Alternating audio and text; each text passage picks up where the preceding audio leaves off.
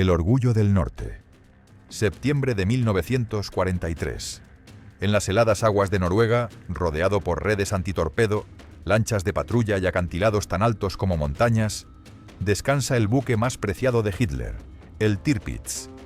Con más de 42.900 toneladas de acero y armado con 8 cañones de 380 milímetros, este gigante de la Kriegsmarine ha repelido escuadrones enteros de bombarderos aliados y mantiene en vilo a cada convoy que cruza el Ártico. De los 6 submarinos británicos que partieron hacia él, solo 2 continúan su avance. Entre ellos, el X-6 del teniente Donald Cameron. Su periscopio ha fallado, la navegación está inutilizada y los hidrófonos alemanes barren las aguas buscando cualquier movimiento. La pequeña nave de Cameron podría caber dentro de una de las torretas del Tirpitz. No lleva torpedos ni cañones, solo 2 enormes cargas explosivas sujetas a su casco, y la esperanza de que basten para hundir el orgullo de la flota de Hitler. El más preciado tesoro. A comienzos de 1941, tras una petición del gran almirante Erich Raeder, el Tirpitz fue trasladado a Noruega. Su misión: mantener ocupadas las fuerzas navales británicas y amenazar los convoyes aliados que transportaban suministros hacia la Unión Soviética.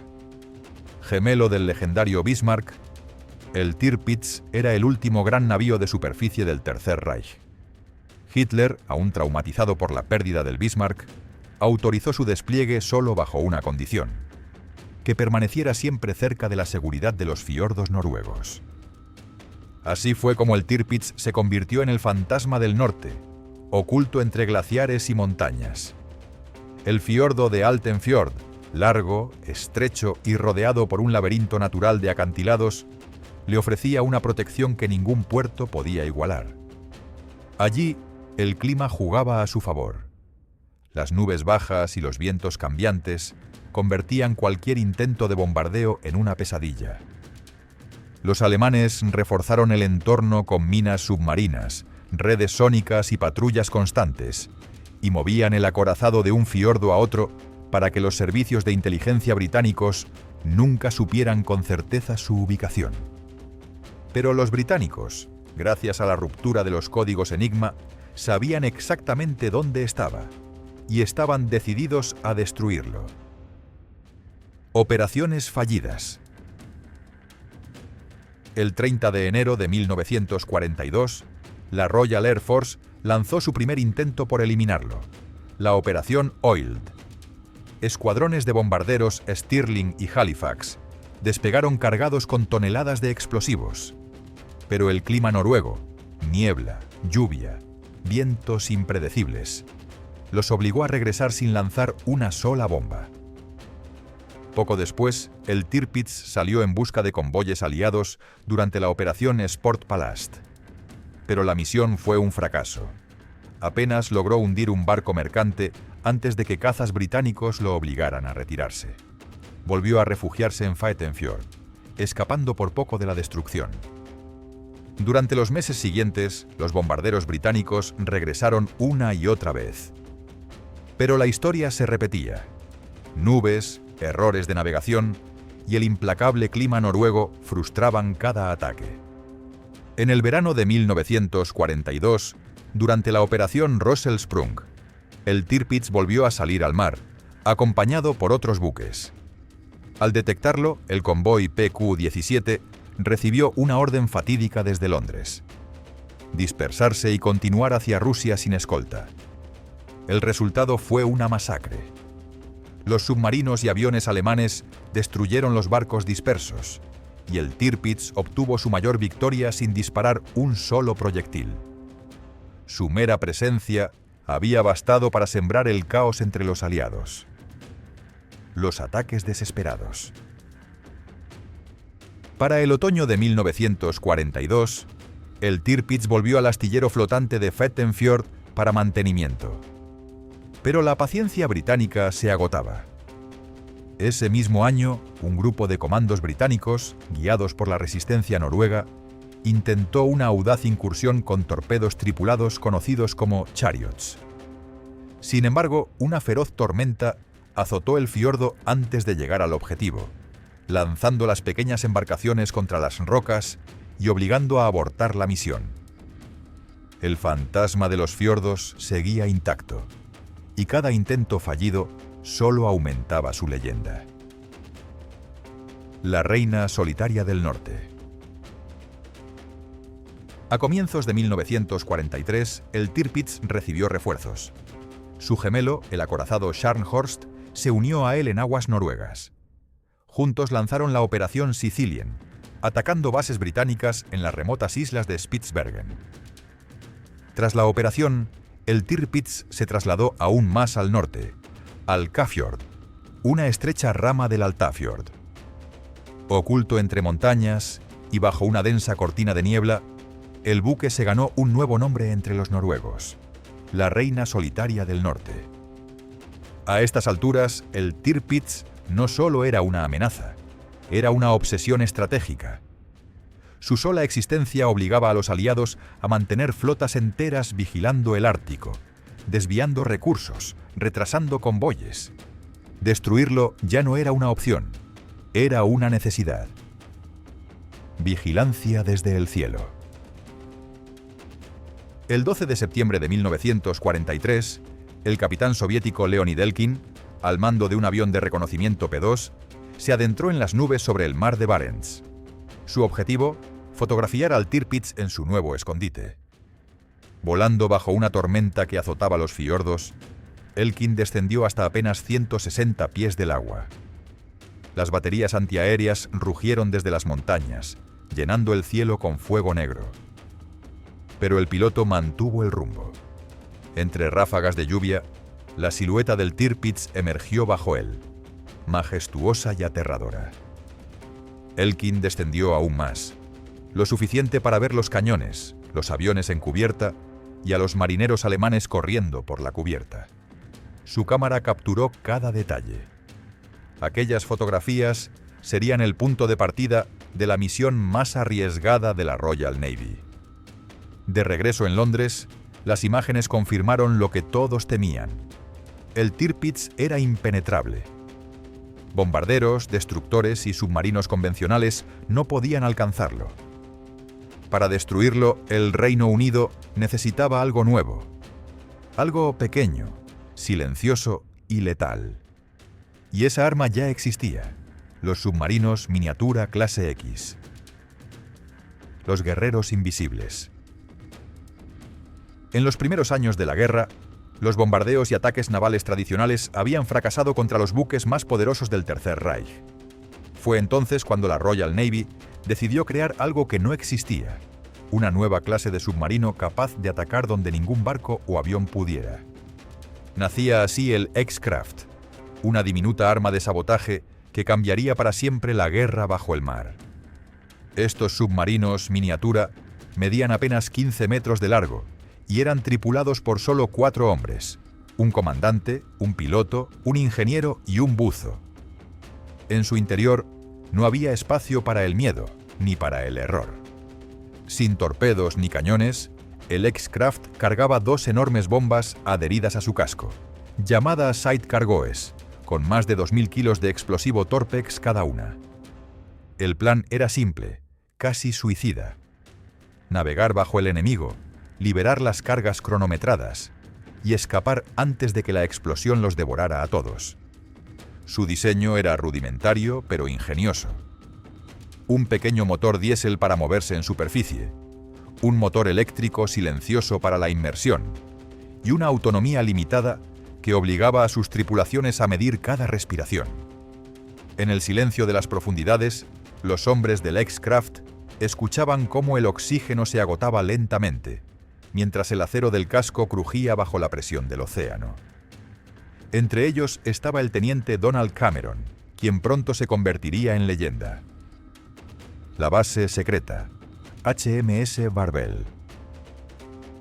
En la costa occidental de Escocia, en la pequeña isla de Bute, una antigua mansión de lujo de 88 habitaciones había sido convertida en una base ultrasecreta. Su nombre en clave: HMS Barbel. Tras sus paredes, ingenieros, marinos y oficiales de inteligencia trabajaban día y noche en la Operación Source, el plan para destruir al Tirpitz. Entre los planos extendidos sobre mesas de roble y mapas cubiertos de líneas rojas, los oficiales de la 12ª Flotilla de Submarinos preparaban una misión sin precedentes. Los hermanos Torbjörn y Einar Johansen, miembros de la resistencia noruega, habían arriesgado la vida infiltrándose en las aguas del Altafjord. Gracias a ellos, los británicos obtuvieron información vital sobre las defensas del Tirpitz, redes, patrullas, minas y puntos ciegos. Esos datos, transmitidos en secreto, a través de barcos pesqueros y radios clandestinas, serían la clave para lo que estaba por venir. Planificación y entreno. El verano de 1943 fue un hervidero de preparación. En HMS Barbel, los marinos británicos entrenaban en fiordos escoceses que imitaban los de Noruega, aprendiendo a moverse en silencio total, a mantener el rumbo sin instrumentos y a soportar horas interminables en un espacio más pequeño que una furgoneta. Cada detalle contaba. Los equipos debían dominar las maniobras de colocación de las cargas, sincronizar relojes y calcular la corriente exacta para escapar antes de la detonación. Las condiciones físicas eran brutales: temperaturas gélidas, condensación constante y aire viciado. Muchos marinos salían de los entrenamientos con los ojos enrojecidos y las manos entumecidas, pero ninguno se rendía. La Operación Source sería un golpe quirúrgico, ejecutado por hombres que sabían que tenían una posibilidad mínima de regresar con vida. Los 6 submarinos. Fantasma. Para el ataque se seleccionaron 6 X-Craft. X-5, X-6 y X-7 atacarían al Tirpitz. X-8 y X-9 se dirigirían contra el crucero pesado Lützow. X-10 tendría como objetivo al acorazado Scharnhorst. Pero los pequeños submarinos no podían cruzar solos el Mar del Norte. Por eso, cada uno sería remolcado por un submarino nodriza de gran tamaño, como el HMS Thrasher, Truculent, Syrtis o Sea-Nymph. Durante el remolque, una tripulación de traslado viajaba dentro del X-Craft para mantenerlo operativo. Cerca del objetivo, una segunda tripulación, los operativos de combate, los reemplazaría en pleno mar, en una peligrosa maniobra de intercambio nocturno. El aire dentro de los X-Craft era un enemigo invisible. Cada respiración contaba. La humedad empapaba los uniformes. La concentración era total. El sonido más temido no era el de una bomba, sino el crujido del casco, recordándoles que estaban a cientos de metros bajo el agua. Rumbo al infierno del norte. El 11 de septiembre de 1943 comenzó la travesía. Los submarinos británicos partieron en silencio desde las costas de Escocia, arrastrando sus diminutos compañeros hacia la muerte. Durante 4 días navegaron entre minas, corrientes y zonas patrulladas por U-Boots alemanes. El 15 de septiembre, la tragedia golpeó. El cable que unía al HMS Syrtis con el X-9 se partió repentinamente. En cuestión de segundos, el pequeño submarino desapareció bajo el mar, llevándose con él a su tripulación. Ninguno fue visto jamás. 2 días después, el X-8 sufrió una filtración en el compartimiento de explosivos. Su comandante intentó liberar las cargas a una distancia segura, pero la detonación fue demasiado potente. El submarino quedó destrozado y la tripulación tuvo que ser rescatada antes de hundirse. De 6 X-Craft, solo 4 quedaban. Y antes de llegar al enemigo, uno más, el X-10, comenzó a fallar. Motores inutilizados, sistemas eléctricos inestables. Los británicos tuvieron que abandonar los ataques contra el Scharnhorst y el Lützow. Ahora, solo 2 pequeños submarinos quedaban para enfrentarse al Tirpitz: el X-6 del teniente Donald Cameron y el X-7 del teniente Basil Place. 2 naves, 8 hombres, contra el acorazado más temido de la Segunda Guerra Mundial. La noche antes del ataque. La noche del 21 de septiembre, los X-6 y X-7 esperaban ocultos entre las rocas del archipiélago de Bradholm, a las puertas del Kafjord. A pocos kilómetros, el Tirpitz dormía bajo una luna fría, protegido por 2 redes antitorpedo y docenas de baterías. El silencio era absoluto. Los marinos sabían que estaban a un paso del infierno. No había regreso posible. Si la misión fallaba, sus nombres quedarían hundidos con ellos, borrados por las aguas del norte. Pero si lo lograban, cambiarían el curso de la guerra. A las 5 de la mañana del 22 de septiembre, el destino comenzó a moverse. El ataque al Tirpitz. El amanecer del 22 de septiembre de 1943 llegó frío y silencioso sobre el fiordo de Kafjord. En la superficie, el acorazado Tirpitz parecía dormido, rodeado por redes antitorpedo y patrullas que lo protegían como si fuera una fortaleza flotante. Bajo aquellas aguas heladas, en la oscuridad, 2 diminutos submarinos británicos avanzaban hacia la historia. El teniente Donald Cameron, al mando del X-6, guiaba su embarcación a través de los campos de minas. El periscopio había fallado, el giroscopio estaba dañado y los instrumentos de navegación eran inútiles. En aquel momento solo le quedaba su instinto y el sonido de su corazón latiendo bajo toneladas de acero y agua. El X-7, bajo el mando del teniente Basil Godfrey Place, seguía un rumbo paralelo. Ambos submarinos se acercaban sigilosamente a su objetivo, sin saber que serían los únicos en llegar tan lejos. El Tirpitz, ajeno a todo, comenzaba su rutina diaria. A las 5 de la mañana, los técnicos alemanes apagaron los hidrófonos submarinos para realizar mantenimiento. Sin saberlo, habían dejado ciega la única defensa capaz de detectar lo que estaba por suceder. Era la oportunidad perfecta, y Cameron no la desaprovechó. Entrando en el infierno. Justo antes del amanecer, los guardias del Tirpitz abrieron las redes exteriores para dejar pasar un pequeño barco de suministros. Aprovechando la distracción, Cameron hizo avanzar el X-6 a toda potencia, deslizándose detrás del mercante y colándose dentro del perímetro defensivo. Una maniobra casi imposible, pero exitosa. Sin instrumentos, Cameron navegaba a ciegas. El eco de los motores enemigos y el rugido metálico de las hélices retumbaban en las paredes del submarino. El casco del X-6 chocó contra una roca oculta bajo el fiordo. El golpe fue brutal, tan fuerte que la tripulación temió haber sido descubierta. Pero en la superficie, los alemanes apenas notaron una vibración en el agua. A las 7:07 de la mañana, un vigía del Tirpitz vio algo moverse entre las redes interiores. Pensó que era una foca, o quizá un pez grande. 5 minutos después, la realidad emergió. Una sombra metálica salió a la superficie. El X-6 había sido visto. Las alarmas resonaron por todo el barco.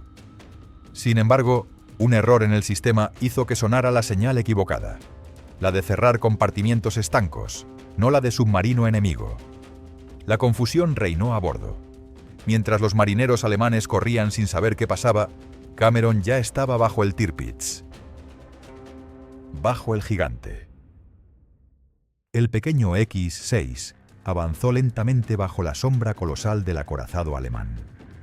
Encima de ellos, 2.600 hombres realizaban sus tareas diarias. Debajo, 3 británicos preparaban el ataque que haría temblar a toda la Kriegsmarine. Cameron y su tripulación colocaron con precisión las 2 enormes cargas explosivas bajo el casco del Tirpitz. El sudor caía por sus frentes. Sabían que una vez activados los temporizadores, no habría marcha atrás. Con las bombas listas, Cameron ordenó ascender. El X-6 emergió junto al casco del Tirpitz, donde una lancha alemana los descubrió de inmediato. Los soldados del Reich rodearon el diminuto submarino y capturaron a su tripulación, desconcertados por lo que acababan de encontrar. Los británicos se rindieron sin resistencia, pero antes de ser apresados, abrieron las válvulas del submarino, dejándolo hundirse lentamente. Los oficiales alemanes pensaron que el enemigo había fracasado, que las cargas no se habían colocado. No sabían que el reloj ya estaba corriendo. El segundo ataque. A las 7:40 de la mañana, los vigías del Tirpitz detectaron un segundo submarino. Era el X-7, comandado por el teniente Basil Place. El pequeño navío intentaba salir del área después de haber cumplido su misión. También había dejado sus explosivos bajo el acorazado. La respuesta alemana fue inmediata. Las ametralladoras antiaéreas del Tirpitz abrieron fuego, trazando líneas blancas sobre el agua. Los destructores Z-27 y Z-30 se lanzaron a la persecución, soltando cargas de profundidad que hicieron temblar todo el fiordo. Una de ellas impactó de lleno. El X-7 quedó seriamente dañado, atrapado entre las redes y perdiendo oxígeno rápidamente. El teniente Place ordenó abandonar el barco.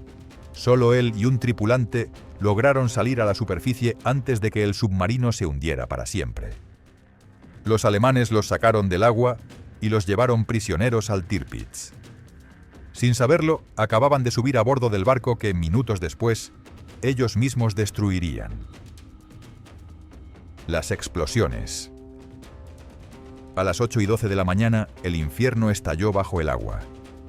2 explosiones simultáneas sacudieron el fiordo con una fuerza jamás registrada. El Tirpitz, con sus 42.900 toneladas, se levantó casi 1 metro del agua. El acero se retorció como papel. Las cubiertas se abrieron. Las torretas se desplazaron de sus bases y las luces se apagaron por completo. El rugido de la detonación fue tan ensordecedor que se escuchó a kilómetros de distancia. Más de 1.400 toneladas de agua helada entraron al interior del barco, inundando compartimentos, destruyendo generadores y dejando al gigante prácticamente inmóvil. Las hélices se trabaron, los cañones quedaron inutilizados y los sistemas de radar fueron arrancados de cuajo. Incluso los 2 hidroaviones Arado fueron lanzados por los aires y se estrellaron contra el mar. En cuestión de segundos, el Orgullo del Norte había sido herido de muerte.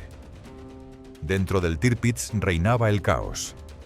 El capitán Hans Meyer, desesperado, ordenó girar el barco usando los cabrestantes y anclas para alejarlo del punto de impacto.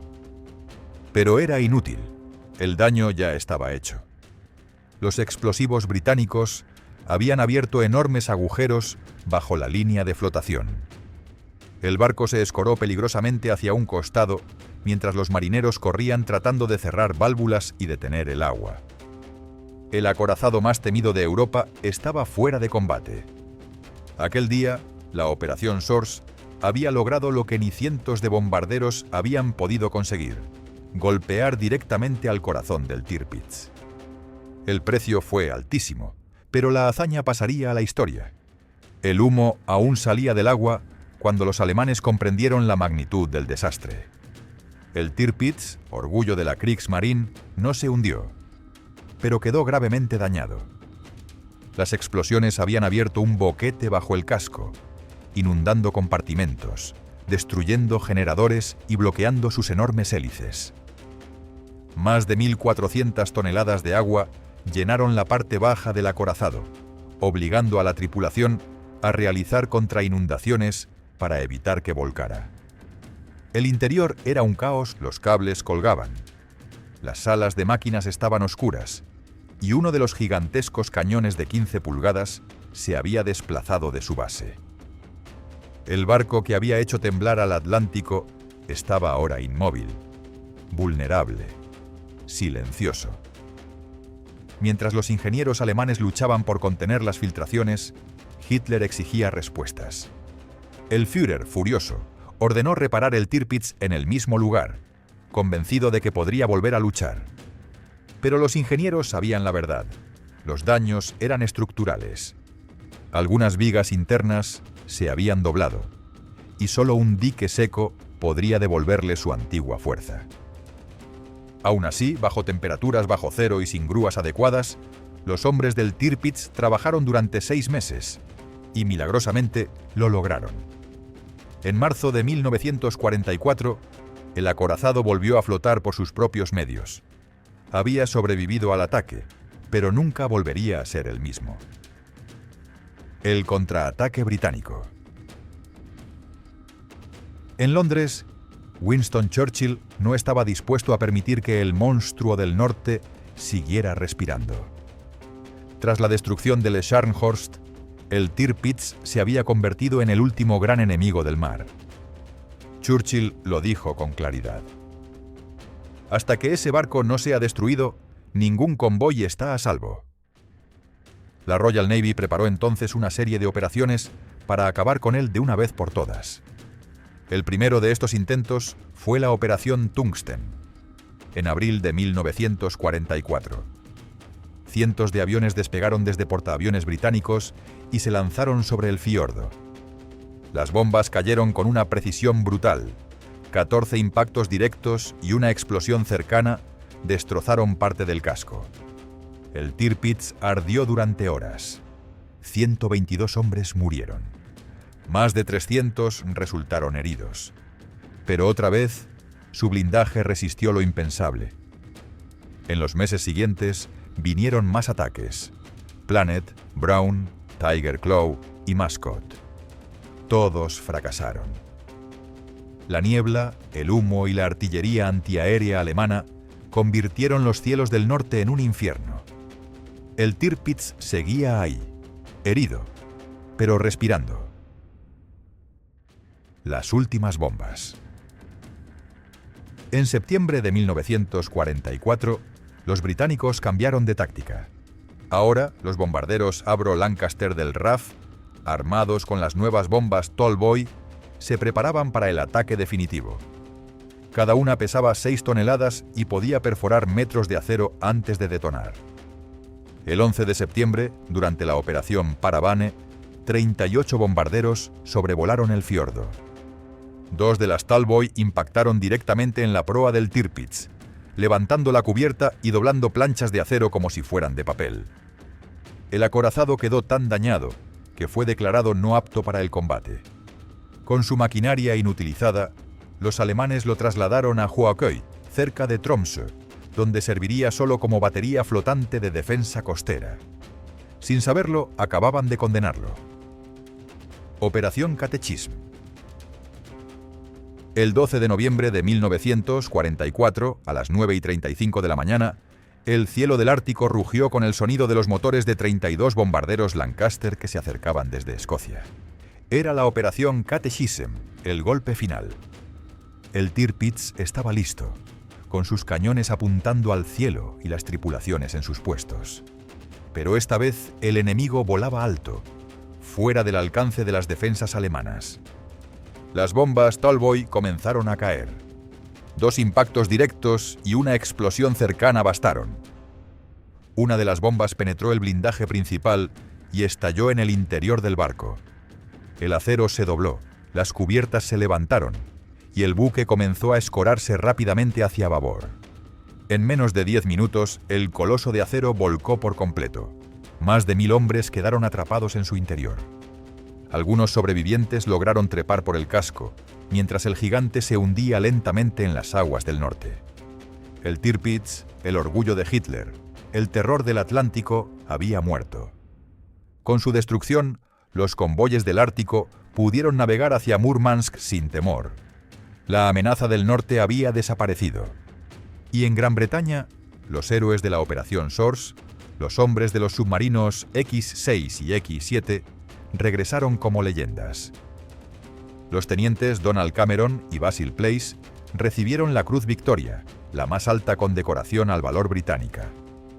Sus nombres quedaron grabados en la historia naval como los hombres que, con 2 diminutos submarinos, lograron lo que ni flotas ni bombarderos habían podido: derribar al gigante del Reich. Gracias por ver el video. Si te apasionan las historias reales de valor y sacrificio, suscríbete y acompáñanos en el próximo relato. Porque la historia, cuando se cuenta con honor, nunca muere.